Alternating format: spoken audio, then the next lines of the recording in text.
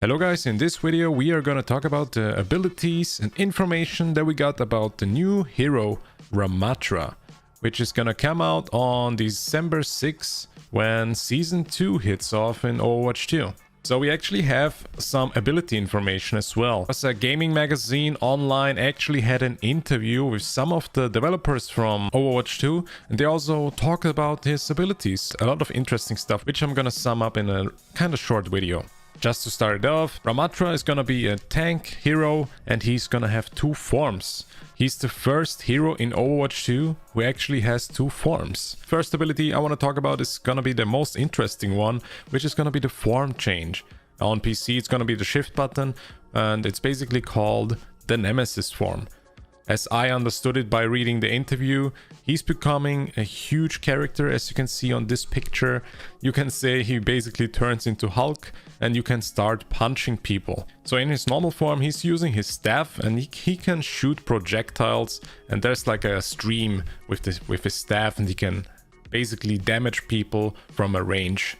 And they were saying in an interview, when he changes to his Nemesis form, you can start punching people. They were also talking about that you can pierce through shields with his punches, and this sounds already really interesting. So basically, Nemesis form is punching with his left click, and the normal form is basically just projectiles with his staff.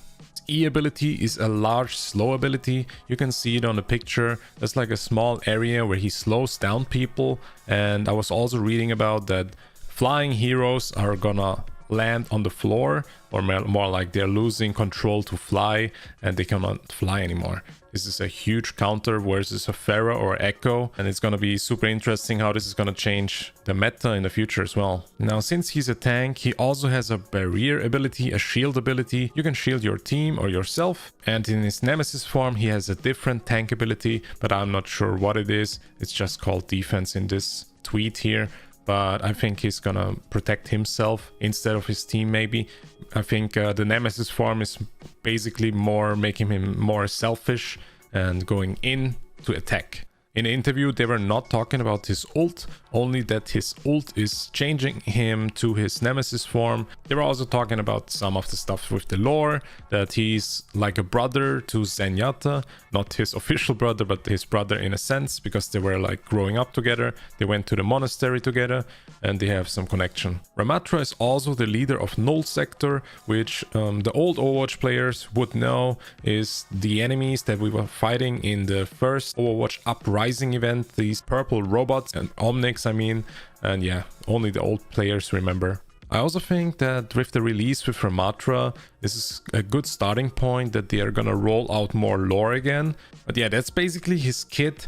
Nemesis form, super cool, turning into Hulk, basically punching people. And the normal form, he's just using his staff, having a shield. But that's basically it. I just wanted to tell you guys there is information. And I'm gonna leave this link in the description as well, because there's so much they talked about his lore, basically. Sadly, they couldn't go too much into detail in this interview because yeah, they're still working on him at this point, I guess. Yeah, we still gonna have to find out how it's gonna turn out in the future when he comes out on December 6th, when Season 2 starts. They were also talking about the long queue times for tanks and DPS. Basically, their answer is they're gonna release more support heroes in the future, and this is gonna balance out more in the future. Yeah.